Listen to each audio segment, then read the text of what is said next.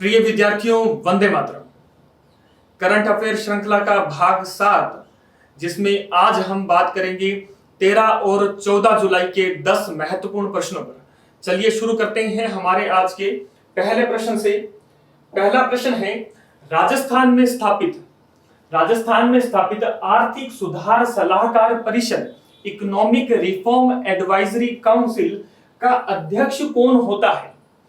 विकल्प है मुख्यमंत्री, बी राजस्थान, सी राज्य का मुख्य सचिव, डी राज्यपाल द्वारा मनोनीत व्यक्ति। तो सही उत्तर इसका है ऑप्शन ए, मुख्यमंत्री।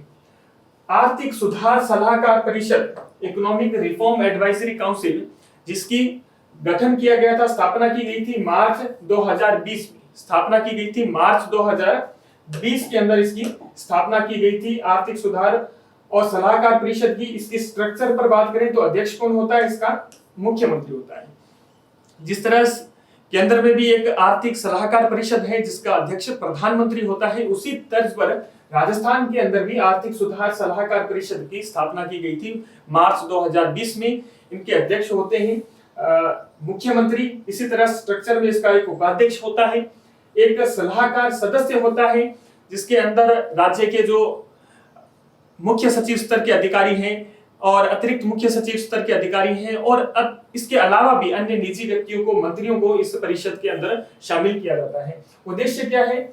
इसका उद्देश्य क्या है? राज्य में आर्थिक वृद्धि व विकास में आ रही चुनौतियों, विशेषतः राजकोषीय प्रबंधन, उत्पादकता में वृद्धि, रोजगार के अवसरों का सृजन, स्वास्थ्य स्वच्छता, शिक्षा जैसी बुनियादी सेवाओं के क्षेत्र में उपयोगी सुझाव देने हेतु इस संस्था का गठन किया गया है। अध्यक्ष इसके रहते हैं राज्य के मुख्यमंत्री। बात करते हैं हमारे दूसरे प्रश्न पर।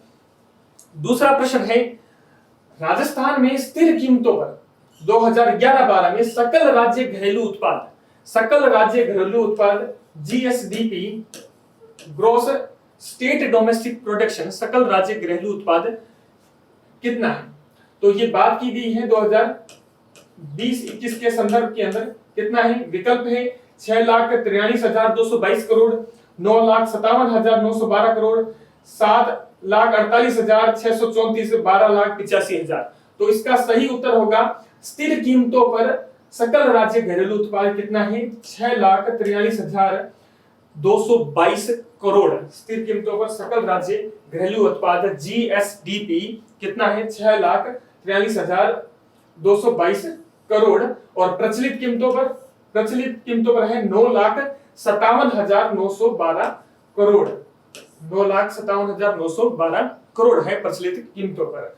सकल राज्य वृद्धि दर देखें, जीएसडीपी की वृद्धि दर नोट करें 2020-21 के संदर्भ में।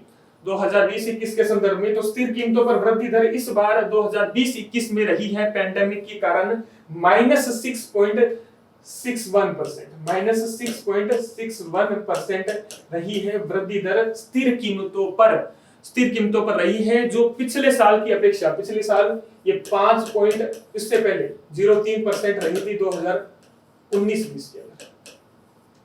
2019-20 के अंदर ये कितना रहा था? 5.03% रही थी। और 2020-21 के अंदर 2020-21 के अंदर ये रही है 6.61% रही है, -6.61% 2020-21 के अंदर स्थिर कीमतों पर वृद्धि दर। और प्रचलित कीमतों पर रहा है -4.11 वृद्धि रही है 2020-21 के संदर्भ के अंदर। -4.41% है प्रचलित कीमतों पर। और इसका तुलना करें 2019-20 से। 2019-20 के अंदर प्रचलित कीमतों पर वृद्धि दर कितनी रही थी? 8.38% रही थी, जो इस बार 20-21 के अंदर रही है -4.11%। तो राज्य का जो जीडीपी है, राज्य का जीडीपी कितना रहा है स्थिर कीमतों पर? 6,43,222 करोड़, प्रचलित कीमतों पर 9,57,912 करोड़। और जीडीपी वृद्धि दर देखें तो 2020-21 के संदर्भ में स्थिर कीमतों पर -6.61% और प्रचलित कीमतों पर -4.11% रहा है। बात करते हैं हम प्रश्न संख्या 3 पर। प्रश्न संख्या 3 है, हाल ही में चर्चा में रहा राजस्थान का राज्य पक्षी गोडावण, द ग्रेट इंडियन बस्टर्ड गोडावण IUCN की रेड लिस्ट में है। IUCN की रेड लिस्ट में किस स्थान पर है गोडावण? विकल्प है वल्नरेबल में है, क्रिटिकल इंडेंजर्ड में है, नियर थ्रेटन्ड में है, लीस्ट कंसर्न में है। तो IUCN की रेड डाटा लिस्ट के अंदर गोडावण या द ग्रेट इंडियन बस्टर्ड जो राजस्थान का राज्य पक्षी है, तो किस में है? ये क्रिटिकल इंडेंजर्ड में है। क्रिटिकल इंडेंजर्ड यानी CE में इसको शामिल किया गया है, क्रिटिकल इंडेंजर्ड के अंदर। चर्चा में क्यों रहा है? चर्चा में इसलिए रहा है राजस्थान में चल रही सौर और पवन ऊर्जा परियोजनाओं के कारण। राजस्थान में चल रही सौर और पवन ऊर्जा परियोजनाओं के कारण गोडावण हाई वोल्टेज तारों के टकराने से इनकी मृत्यु हो रही है। इनकी मृत्यु हो रही है हाई वोल्टेज तारों के टकराने के कारण, और हर साल लगभग 15% गोडावण ग्रेट इंडियन बस्टर्ड की वोल्टेज तारों से टकराने के कारण मृत्यु हो जाती है, जो इसके पारिस्थितिकी तंत्र यानी उसके हैबिटेट खत्म होने से हो रही मृत्यु से ज्यादा खतरनाक है। 15% मृत्यु हर साल इस वजह से हो जाती है, तारों की विद्युत तारों के टकराने के कारण। बात करते हैं ग्रेट इंडियन बस्टर्ड के बारे में, तो ये राजस्थान का क्या है? राज्य पक्षी, स्टेट पक्षी में शामिल है, और भारत का सबसे गंभीर रूप से लुप्तप्राय पक्षी में ग्रेट इंडियन बस्टर्ड आता है। ये घास के मैदान की प्रमुख प्रजाति मानी जाती है। घास के मैदानों की प्रमुख प्रजाति माना जाते हैं, यानी ये चारागाह जो पारिस्थितिक तंत्र है वहां ये प्रजाति निवास करती है। ये प्रजाति मुख्य रूप से राजस्थान और गुजरात में पाई जाती है। मुख्यतः ये कहां पाई जाती है? राजस्थान और गुजरात में पाई जाती है। हालांकि भारत के अंदर ये महाराष्ट्र के अंदर, कर्नाटक के अंदर भी ये प्रजाति कुछ भागों में मिलती है, कुछ स्थान पर मिलती है, लेकिन मुख्य रूप से ये राजस्थान और गुजरात में पाई जाती है, और चारागाह पारिस्थितिकी तंत्र में ये प्रजाति देखने को मिलती है। और राजस्थान का जो डेजर्ट नेशनल पार्क है, जैसलमेर बाड़मेर के अंदर डेजर्ट नेशनल पार्क यानी राष्ट्रीय मणि उद्यान है, जो स्पेशली गठित किया गया था 1981 में, इसको नेशनल पार्क बनाया था। और किसके लिए? गोडावण के यानी ग्रेट इंडियन बस्टर्ड के संरक्षण के लिए राष्ट्रीय मरु उद्यान स्थापित किया गया था। डेजर्ट नेशनल पार्क कहां स्थित है? राजस्थान के अंदर जैसलमेर बाड़मेर में, थार के मरुस्थल में ये स्थित है। बात करते हैं अगले प्रश्न पर। प्रश्न संख्या 4, अभी हाल ही में जनसंख्या नियंत्रण कानून का निजी बिल राज्यसभा में पेश किया गया। निजी बिल राज्यसभा में पेश किया गया। निजी बिल या गैर सरकारी बिल क्या है? निजी बिल या गैर सरकारी बिल क्या होता है? देखिए, जो बिल या विधेयक होता है, बिल या विधेयक, जब विधेयक बिल दोनों सदनों से पास हो जाता है, लोकसभा से, राज्यसभा से, और उस पर राष्ट्रपति सिग्नेचर कर देते हैं, उसके बाद बिल क्या बन जाता है? अधिनियम या कानून बन जाता है। तो बिल क्या होते हैं? दो तरह से होते हैं। एक होते हैं सरकारी बिल, दूसरे होते हैं गैर सरकारी बिल।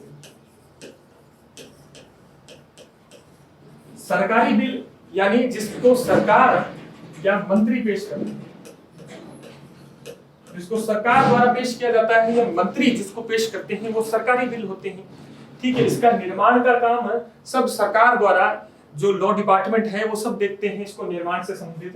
इस बिल को पेश करने से पहले 7 दिन का पूर्व नोटिस देना पड़ता है।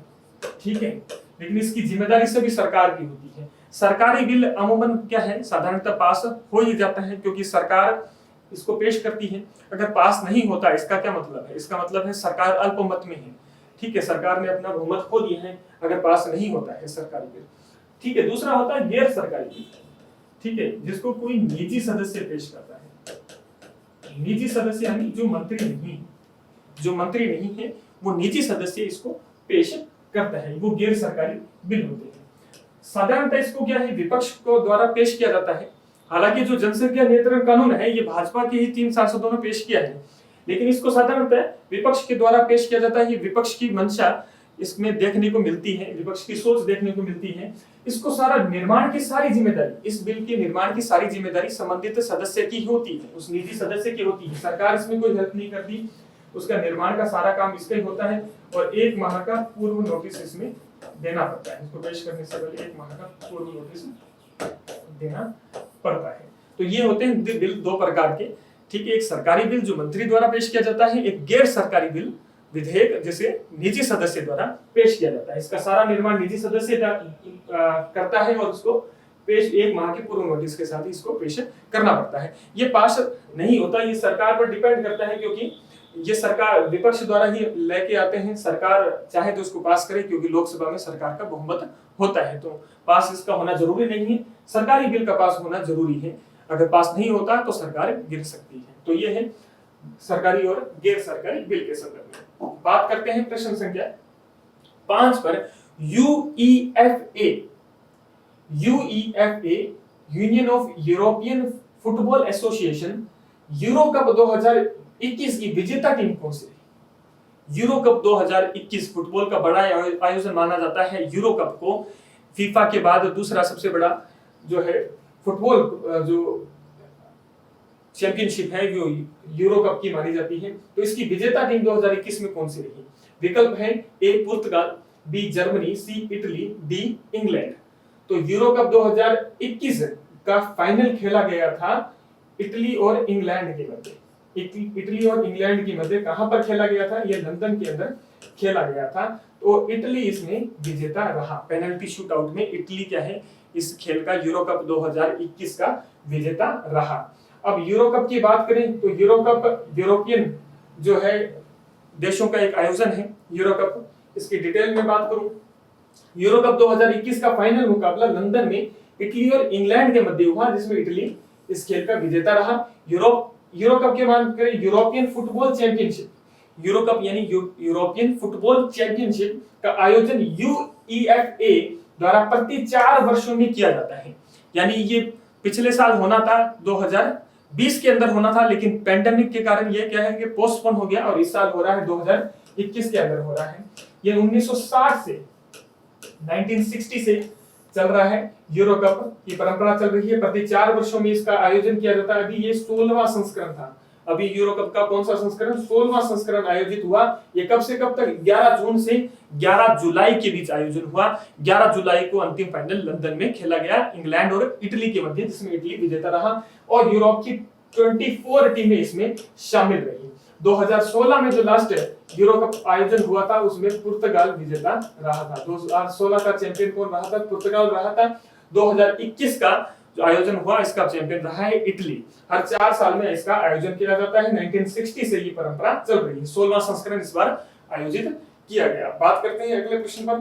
प्रश्न संख्या 6। प्रश्न संख्या 6 है, हाल में भारत ने किस देश से सुरक्षा कारणों के चलते वाणिज्य दूतावास से अपने राजनयिकों यानी डिप्लोमेट एवं अन्य कर्मचारियों को अस्थायी रूप से वापस बुला लिया? किस देश से बुला लिया है? विकल्प है हमारे सामने, ए इराक से, बी सूडान से, सी अफगानिस्तान, डी अजरबैजान। तो इसका सही उत्तर होगा डी सी अफगानिस्तान से। अफगानिस्तान से भारत ने यानी कंधार से अफगानिस्तान में भारत ने अपने वाणिज्य दूतावास से डिप्लोमेट को और कर्मचारियों को वापस बुला लिया है। अस्थायी रूप से भारत ने उन्हें वापस बुलाया। हालांकि भारत ने बोला है कि हम इसको दूतावास को बंद नहीं कर रहे हैं। अभी अफगानिस्तान में क्या हो रहा है?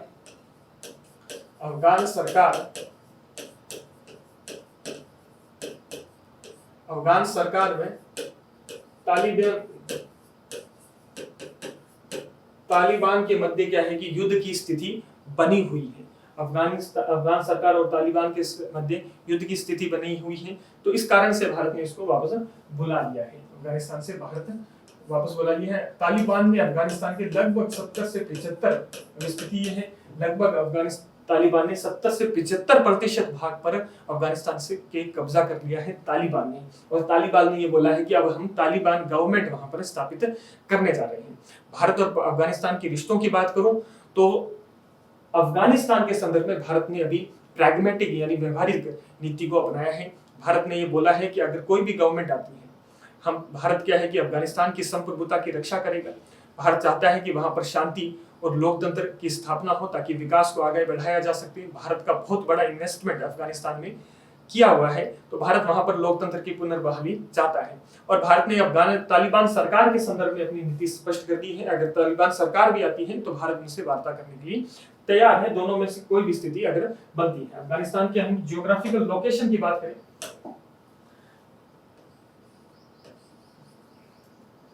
ज्योग्राफिकल स्थिति की बात करें तो ये पाकिस्तान, भारत, अफगानिस्तान। अफगानिस्तान एक लैंडलॉक्ड कंट्री है, लैंडलॉक्ड कंट्री में आता है, ठीक है। उसके एक तरफ ईरान से बॉर्डर मिलता है, दूसरी तरफ है तुर्कमेनिस्तान,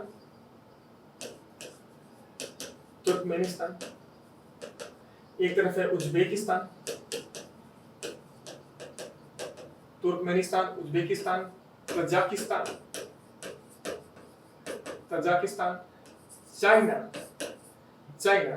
तो अफगानिस्तान क्या है, लैंडलॉक्ड कंट्री है जिसकी बॉर्डर इनसे देखने को मिलती है। अफगानिस्तान की राजधानी काबुल के अंदर है। अफगानिस्तान की अगर डेमोग्राफी की बात करूं तो लगभग अफगानिस्तान में सर्वाधिक जनसंख्या 42% के आसपास किसकी है, पश्तूनों की है, ठीक है। तालिबान भी क्या है जो संगठन है उसमें भी पश्तून शामिल है। पश्तूनों की 42% आबादी वहां पश्तूनों की है। इसके अलावा भी तजाक, हजारा और कई उज़्बेक वहां मिलते हैं, लेकिन ज्यादा बड़ी आबादी वहां पर पश्तूनों की देखने को मिलती है। तो ये भारत का बात करें तो भारत ने जैसे बात की कि बहुत बड़ा इन्वेस्टमेंट अफगानिस्तान के संदर्भ में मिलता है। अफगानिस्तान के अंदर अमेरिका ने अपनी सेना को वापस बुला लिया है। 9/11 के बाद अमेरिका ने अपनी सेना रखी अफगानिस्तान में, ठीक है। अफगानिस्तान से अमेरिका सेना ने अपने वापस बुला लिया है और अफगानिस्तान में अब संकट देखने मिल रहा है अफगान सरकार और तालिबान के बीच, और तालिबान ने अभी 70 से 75% भाग पर कब्जा कर लिया है। तो भारत का इन्वेस्टमेंट है अफगानिस्तान के संदर्भ में बात करूं तो भारत अफगानिस्तान के अंदर सपोर्ट किस चीज की सपोर्ट कर रहे हैं, मानवीय सहायता अफगानिस्तान में दे रहा है, ठीक है। चाहे वहां की खाद्य सुरक्षा से संबंधित मामले हो या बच्चों के टीकाकरण है या और के संदर्भ में अन्य मामलों में भारत मदद कर रहा है। इकोनॉमिक डेवलपमेंट में उस भारत द्वारा मदद की जा रही है, चाहे इन्वेस्टमेंट हो अफगानिस्तान के अंदर या फिर high impact community development project Afghanistan में भारत द्वारा लगाए जा रहे हैं। कैपेसिटी बिल्डिंग की बात करें, चाहे अफगानिस्तान में स्किल डेवलपमेंट पर बात करें या स्कॉलरशिप है बच्चों के लिए, उच्च शिक्षा के लिए स्कॉलरशिप की बात करें, और अफगानिस्तान के अंदर जो गवर्नेंस है, एडमिनिस्ट्रेशन और गवर्नेंस के क्षेत्र में भी भारत द्वारा अफगानिस्तान में इन्वेस्टमेंट किया जा रहा है। और इंफ्रास्ट्रक्चर प्रोजेक्ट के अंदर सलमा डैम अफगानिस्तान में भारत द्वारा स्थापित किया गया, और भी कई रोड और इलेक्ट्रिसिटी प्रोजेक्ट अफगानिस्तान में भारत द्वारा लगाए गए हैं। कनेक्टिविटी की बात करें अफगानिस्तान से तो भी हाल में भारत ने क्या है कि ईरान के अंदर जो चाबहार बंदरगाह है वो डेवलपमेंट कर रहा है। वो भी क्या है कि ईरान से अफगानिस्तान से जोड़ने में मदद करेगा ईरान के थ्रू। और भारत ने अभी डायरेक्ट फ्लाइट मालवाहन हवाई सेवा शुरू की है 2017 से। अफगानिस्तान में डायरेक्ट मालवाहन हवाई सेवा क्या है कि समझौता हुआ 2017 से अभी स्टार्ट की गई है। तो भारत ने ये प्रोजेक्ट अफगानिस्तान के संदर्भ में भारत ने अपनी अभी जो स्थिति है वो स्पष्ट कर दी है। एस जयशंकर ने भी बोला कि चाहे कोई भी गवर्नमेंट हो, वो अफगान द्वारा स्थापित गवर्नमेंट होगी, भारत उनकी संप्रभुता की रक्षा करेगा। अफगान लेड गवर्नमेंट को, अफगान आर्म गवर्नमेंट को और अफगान कंट्रोल गवर्नमेंट को भारत क्या है कि सपोर्ट करेगा। बात करते हैं प्रश्न संख्या 7 पर। प्रश्न 7 है, हाल ही में किस देश ने अपने क्यूआर कोड के लिए भारत के यूपीआई मानकों को अपनाया है? अपने क्यूआर कोड के लिए भारत के यूपीआई मानकों को अपनाया है। विकल्प है श्रीलंका, वियतनाम, भूटान और नेपाल। तो इसका सही उत्तर होगा भूटान। भूटान ने अपने भारत के यूपीआई को अपनाया है, और भूटान अपने क्यूआर कोड के लिए भारत के यूपीआई मानकों को अपनाने वाला कौन सा पहला देश बन गया है? क्यूआर कोड के लिए भारत की यूपीआई को अपनाने वाला पहला देश बन गया है भूटान। अपने जो व्यापारिक स्थलों हैं, जो मर्चेंट सेंटर है, व्यापारिक स्थलों पर भीम यूपीआई स्वीकार करने वाला सिंगापुर के बाद दूसरा देश है। व्यापारिक स्थलों पर भीम यूपीआई को स्वीकार करने वाला दूसरा देश है। और भूटान रुपए कार्ड और यूपीआई को अपनाने वाला, भूटान ने रुपए कार्ड, भारत का जो अपना स्वयं का जो डेबिट क्रेडिट कार्ड है रुपए को और यूपीआई को अपनाने वाला पहला देश बन गया है। हालांकि जो रुपए कार्ड है वो भारत के अलावा, भूटान के अलावा सिंगापुर के अंदर और मिडिल ईस्ट के कुछ देशों में जैसे बहरीन है, यूएई है, सऊदी अरब है, वहां पर भी भारत की रुपए कार्ड को मंजूरी मिल चुकी है, वहां पर चल रहा है अभी। भूटान ने भी इसको अपना लिया है। बात करते हैं क्या है भीम और यूपीआई। भीम क्या है? Bharat interface for money. Bharat interface for money Bhim launch किया गया था दिसंबर 2016 के अंदर। रियल टाइम मनी ट्रांसफर है, रियल टाइम मनी ट्रांसफर है, यूपीआई के थ्रू, यूपीआई के माध्यम से काम करने वाला भारत का एक डिजिटल पेमेंट एप्लीकेशन है। यूपीआई के थ्रू काम करने वाला भारत का एक डिजिटल पेमेंट एप्लीकेशन है, जिससे कई बैंक खातों को एक मोबाइल एप्लीकेशन से संचालित किया जा सकता है। निर्माण किसने किया? National payment corporation of India NPCI ने इसका निर्माण किया है। बात करते हैं यूपीआई क्या है। UPI unified payment interface, UPI unified payment interface एक त्वरित रियल टाइम पेमेंट सिस्टम है जो उपभोक्ताओं को अपने बैंक खाते का विवरण दूसरे पक्ष को बताए बिना कई बैंक खातों से रियल टाइम आधार पर मनी ट्रांसफर की अनुमति देता है। यह है यूपीआई। बात करते हैं प्रश्न संख्या 8 पर। प्रश्न संख्या 8 पर, हाल ही में वर्जिन गैलेक्टिक जो एक निजी क्षेत्र की कंपनी है कि स्पेसशिप यूनिटी में अंतरिक्ष की यात्रा करने वाली तीसरी भारतीय मूल की महिला कौन बन गई? विकल्प है सुनीता विलियम्स, शिरीषा बांदला, अदिति पंत, नंदिनी दास। तो सही उत्तर है इसका शिरीषा बांदला। शिरीषा बांदला जो निजी क्षेत्र के कंपनी है वर्जिन गैलेक्टिक के स्पेसशिप यूनिटी में अंतरिक्ष की यात्रा करने वाली तीसरी भारतीय महिला बन गई। इससे पहले शिरीषा बांदला से पहले सुनीता विलियम्स और कल्पना चावला अंतरिक्ष की यात्रा कर चुकी हैं। ये दो महिलाएं कल्पना चावला और सुनीता विलियम्स कर चुकी हैं। अब तीसरी भारतीय मूल की महिला है शिरीषा बांदला, जिनका संबंध आंध्र प्रदेश से है, गुंटूर जिले से है। तीसरी महिला बन गई है। क्या प्रोग्राम था? अभी हाल ही में 3 निजी क्षेत्र की कंपनियां, कौन कौन सी? एक तो वर्जिन गैलेक्टिक जिसके मालिक हैं रिचर्ड ब्रैंसन, दूसरी है ब्लू ओरिजिन जिसके मालिक हैं जेफ बेजोस, और तीसरी स्पेस एक्स जिसके मालिक हैं एलन मस्क ने अंतरिक्ष पर्यटन का नेतृत्व करने वाले प्रतिस्पर्धा में शामिल किया था। और ये तीनों कंपनियों ने अपने अपने क्रू भेजे थे, जिसमें वर्जिन गैलेक्टिक में जो 6 मेंबर थे, 6 मेंबर का क्रू था, उसमें से एक भारत की शिरीषा बांदला इसमें शामिल है।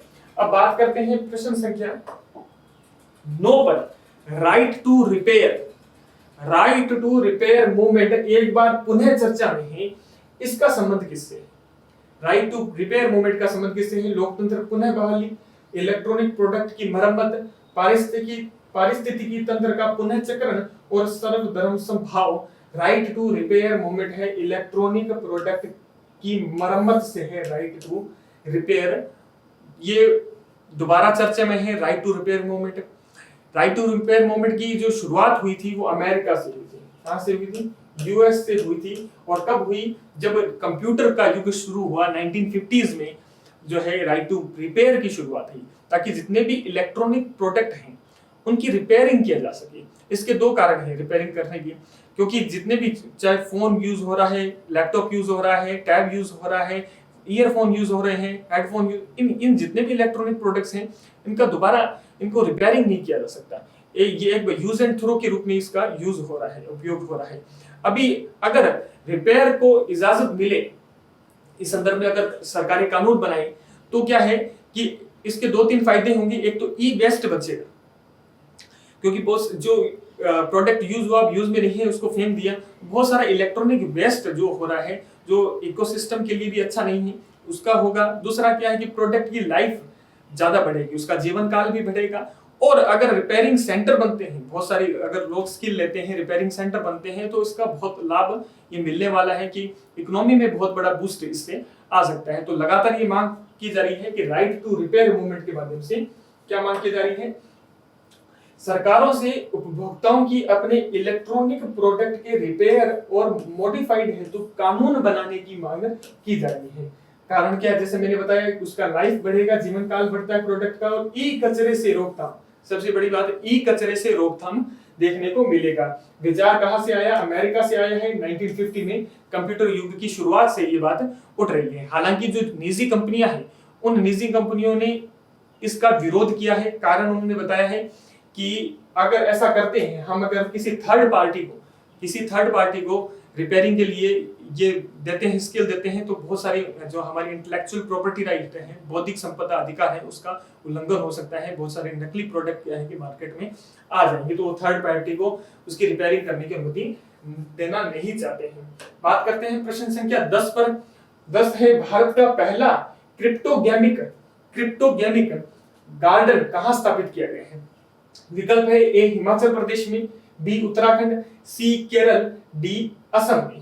तो पहला क्रिप्टोगेमिक गार्डन स्थापित किया गया है उत्तराखंड में। उत्तराखंड में कहा? देहरादून में। उत्तराखंड के देहरादून में पहला क्रिप्टोगेमिक गार्डन स्थापित किया गया है। क्या है क्रिप्टोगेमिक?